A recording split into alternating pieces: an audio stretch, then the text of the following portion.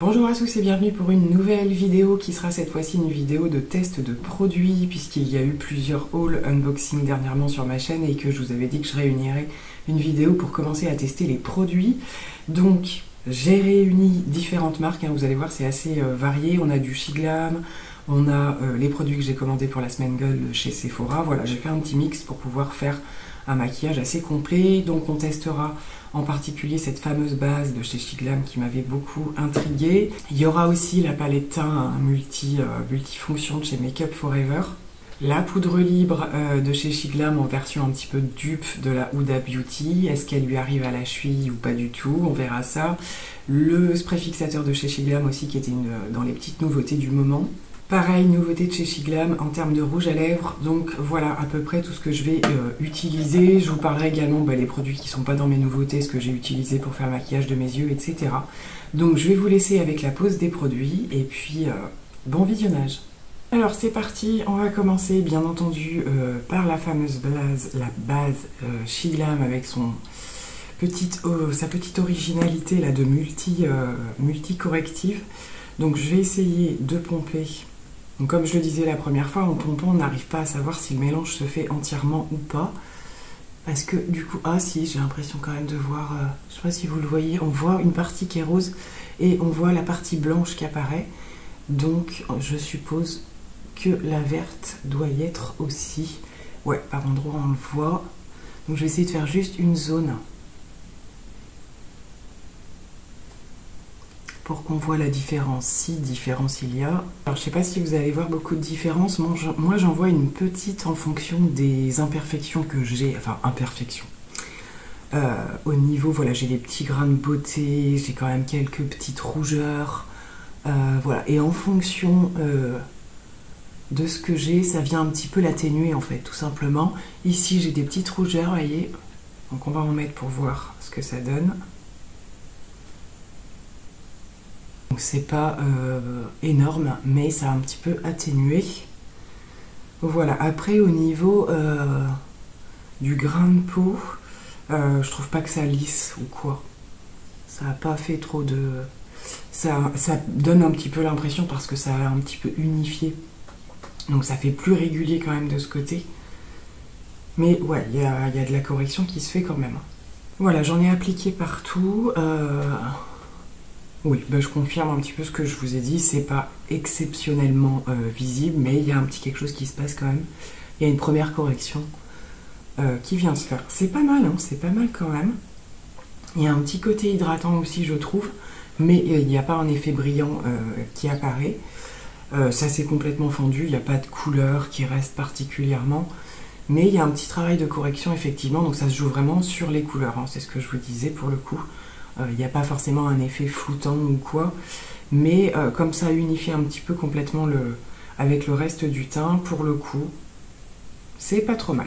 On va maintenant passer à la palette Make Up Forever avec laquelle je vais essayer de faire l'ensemble de mon teint. Correction au niveau des cernes, je vais travailler mon teint mais de manière, comment dire, point par point, on va dire, puisque l'idée c'est quand même aujourd'hui c'est un crash test, même si j'ai un petit peu prélevé des petites choses pour tester, mais c'est de voir comment ça se construit, parce que je pense que c'est vraiment une palette qui va se travailler à la construction, et puis petit à petit intégrer, vous voyez, de quoi faire le bronzer et le blush pour le coup.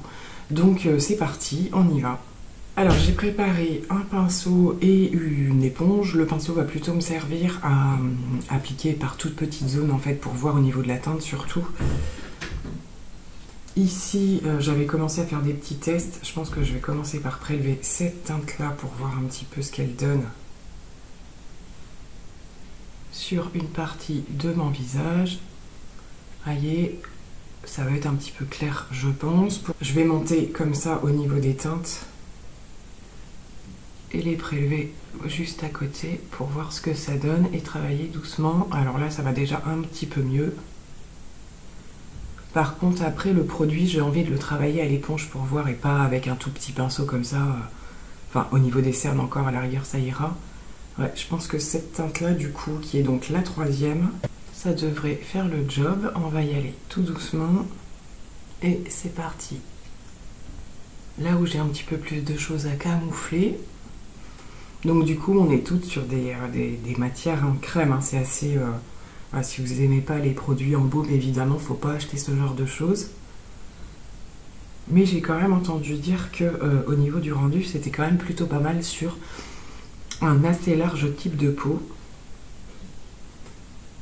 Alors, au fur et à mesure, vous allez voir changer un peu d'outils et tout ça, parce que j'ai vraiment envie de voir à la construction du mélange des deux, justement. Donc, peut-être plus un premier prélèvement au pinceau et l'estompage avec l'éponge. Vous voyez, je ne travaille pas forcément partout avec le pinceau, zone par zone. Bon, la couleur, c'est la bonne. Et après, je vais tout fondre au pinceau, à l'éponge. Voilà, maintenant, je fonds le tout. Alors, forcément, vu que je suis en crash test et que je découvre, ça va prendre un peu plus de temps, hein. Mais l'idée, c'est qu'une fois qu'on connaît ces teintes, voilà, on va juste chercher la bonne et puis on sait comment l'utiliser. Alors, c'est vrai que là, pour le coup, on est vraiment sur un travail minutieux, mais voilà, quand j'ai le temps, j'aime bien aussi insister un peu plus, juste là où il y a des imperfections, de manière plus fine, en fait, que rajouter voilà, une deuxième couche ou ce genre de choses. Là, je fais juste zone par zone. On va regarder quelle couleur pourrait convenir au niveau des cernes. Et ce que je vais faire, c'est que je pense que je vais voir entre ces deux teintes-là, faire un petit mix pour atténuer en fait la couleur de mon cerne, hein, tout simplement.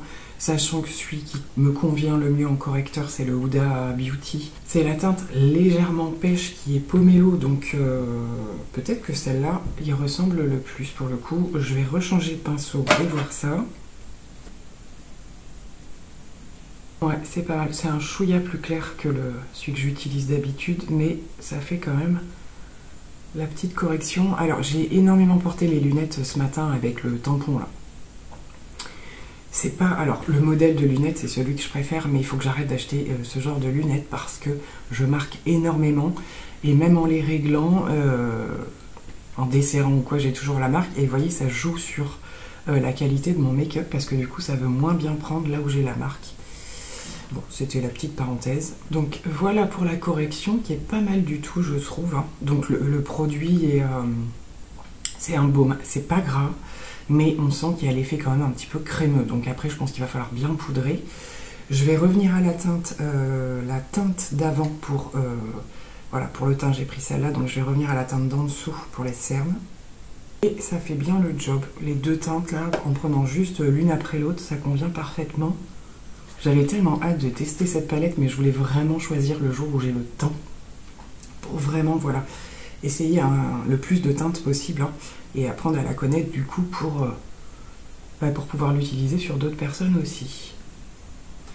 Donc je vais repasser un coup d'éponge un petit peu partout pour bien unifier et on va pouvoir passer au contour. Donc concernant le contour, je pense que je vais alterner entre ces deux teintes là tout simplement pour construire progressivement. Je vais d'abord essayer la plus claire avec un pinceau que j'utilise pour mes produits crème d'habitude.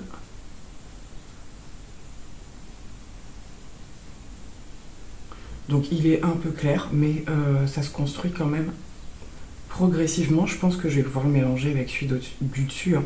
Donc c'est clairement l'idée, c'est qu'en fait celui-ci qui pourra, par exemple pour moi, servir de bronzer un peu léger ou quoi, va pouvoir être une teinte de teint de fond de teint ou quoi, d'anti-cerne pour une autre personne, tout simplement.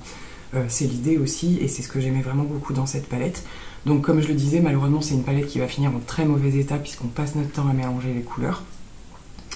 Mais j'aime bien aussi faire ça de temps en temps quand même. Donc je viens piocher du plus foncé, voilà, pour apporter un petit peu de profondeur. Et là j'arrive à une teinte qui me correspond parfaitement. Ça me fait un peu penser à la sortie des bronzer blush KVD de la gamme Good Apple, pour lesquels je vais peut-être craquer, on ne sait pas.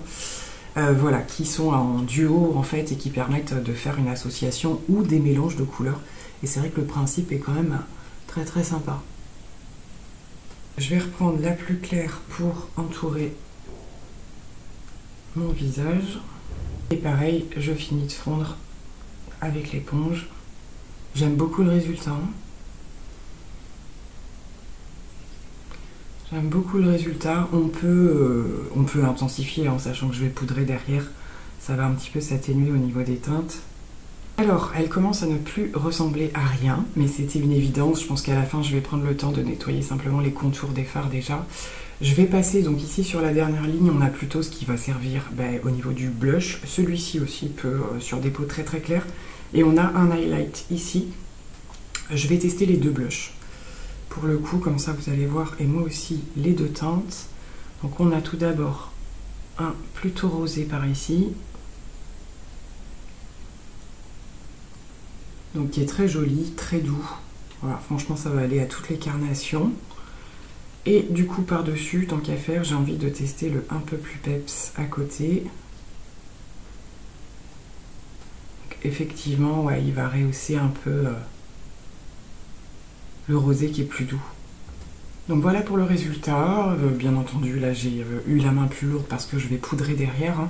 J'étais en train de finir de fondre les matières, surtout au niveau des transitions et tout ça. Et j'ai quand même envie de tenter d'appliquer le petit highlighter. Je l'ai prélevé au doigt pour commencer.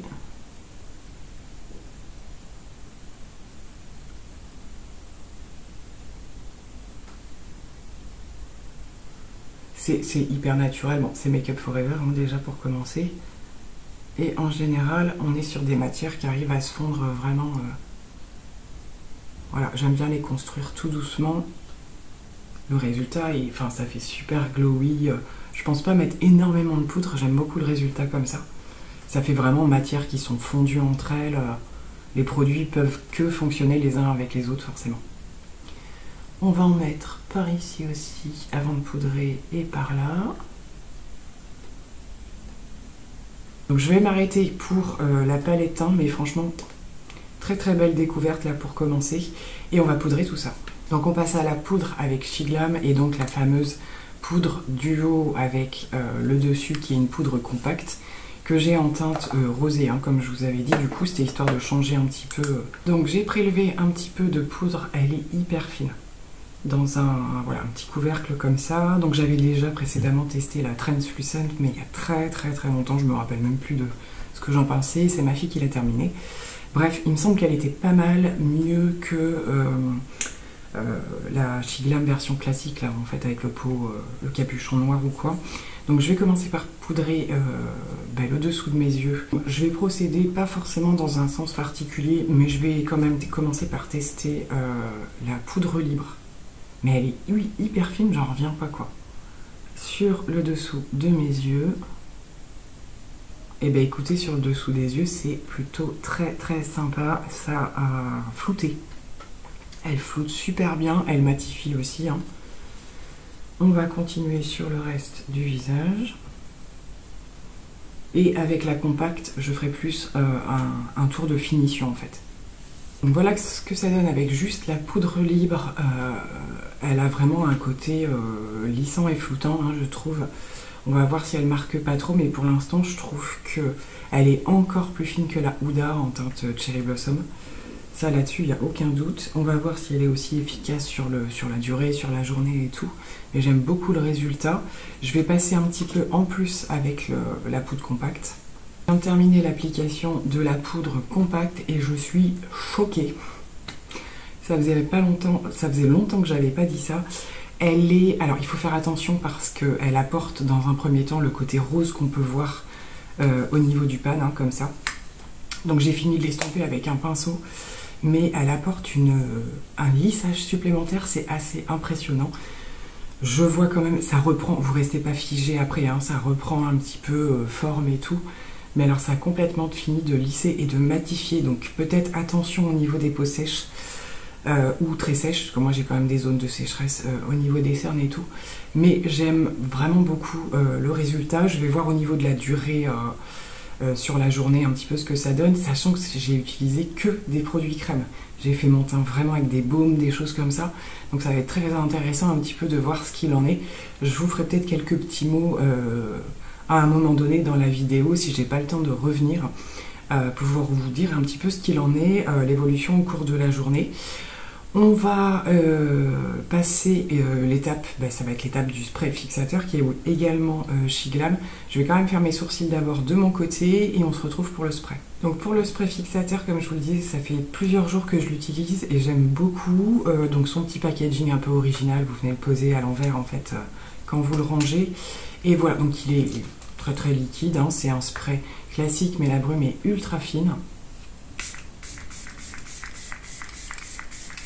Il y a une petite odeur, mais c'est vraiment très doux, hein. C'est pas choquant.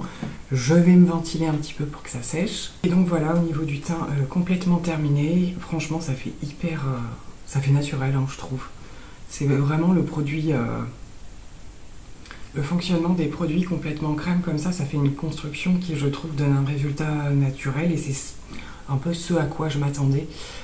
En particulier aussi pour les gens qui ont peut-être un petit peu moins l'habitude... pour des occasions ou quoi, d'avoir cette impression d'être maquillée mais en ayant construit quelque chose. C'est un côté un petit peu plus doux, j'ai envie de dire, que des couches de fond de teint comme ça à plusieurs épaisseurs s'il y a trop de corrections ou quoi. J'aime bien le principe, le seul bémol évidemment c'est qu'il faut plus de temps, ça c'est sûr, mais voilà, moi-même quand j'ai plus le temps j'aime beaucoup faire ça. Donc franchement voilà, les produits pour l'instant, totale réussite. Je vais passer quelques étapes parce qu'il n'y avait pas de nouveauté au niveau des produits yeux et on se retrouvera pour les étapes finales. Voilà, maquillage terminé pour le coup, donc je vous précise un petit peu ce que j'ai utilisé sur les yeux en fonction de ma rotation make-up en fait. Donc Natasha Denona, la mini rétro que je me régale à réutiliser pour faire ce style de make-up. Pour le mascara, c'est le FanFest de chez Benefit que j'ai en petit format. J'arrive tout doucement au bout et je trouve qu'en vieillissant, il est vraiment sympa ce mascara hein, quand même.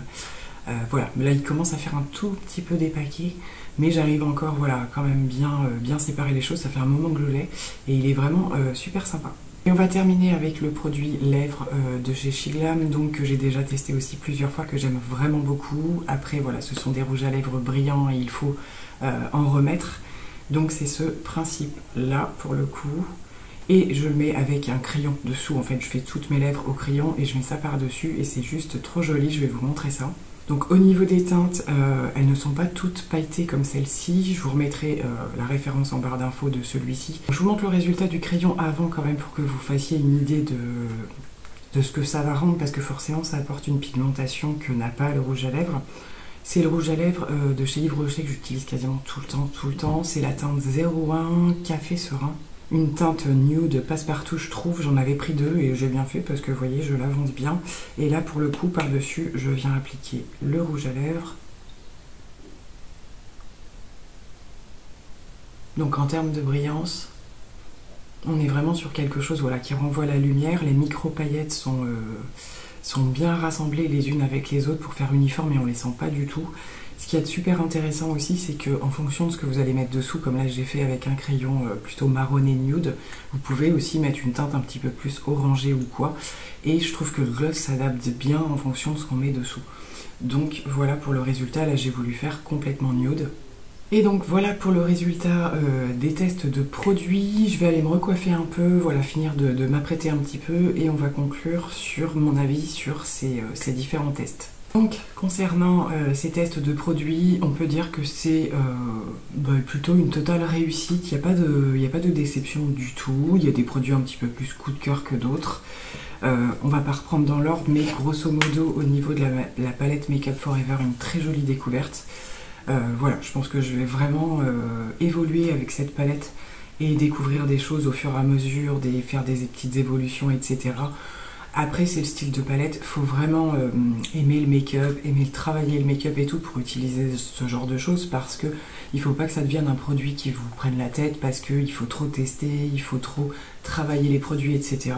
Moi, je me suis régalée à le faire, c'est ce que je vous disais, avec un petit peu de temps, c'est vraiment super sympa. Et une palette à tout faire, j'en avais pas, donc franchement, je suis ravie de cette petite palette. Belle surprise que cette poudre Glam, honnêtement. Donc c'est exactement ce que je disais. Vous voyez, après quelques minutes, j'ai retrouvé un petit peu de côté un peu plus naturel. Ma peau n'est pas complètement plâtrée par la poudre ou quoi. Juste à voir si ça suffit à faire tenir toute la journée. Mais comme je le disais, je suis sur des produits en baume.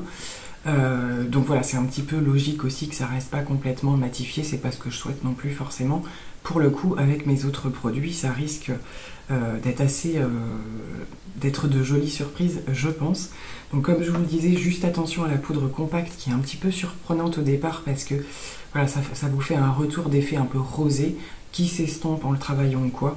Par contre, au niveau du travail qu'elle fait sur le teint, je la trouve franchement super sympa. Les poutres sont hyper fines, donc ça c'est vraiment top. Cette petite base, eh bien, elle demande à être réutilisée dans différentes conditions. Voilà, pour le côté correcteur, en fonction de vos types d'imperfections ou quoi, de ce que vous voulez camoufler, je pense qu'elle peut être super sympa. Après, en termes d'intérêt au niveau soit hydratant, soit matité, ça va être un petit peu la problématique, c'est que pour moi, elle vise un petit peu plus vers l'hydratation. Donc si vous voulez matifier, je suis pas sûre que ça puisse convenir.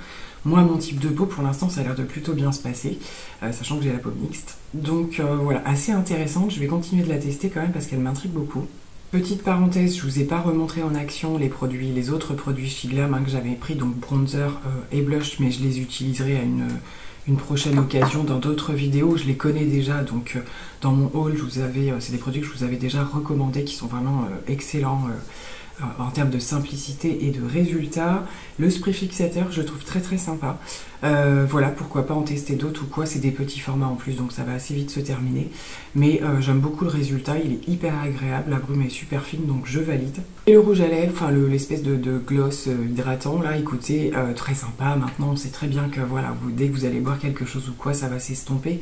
C'est aussi pour ça que je mets quelque chose dessous, pour que quand l'effet brillant s'en aille, il ne reste pas plus rien. Mais il est, voilà, si vous voulez des lèvres tout en transparence, il est magnifique aussi.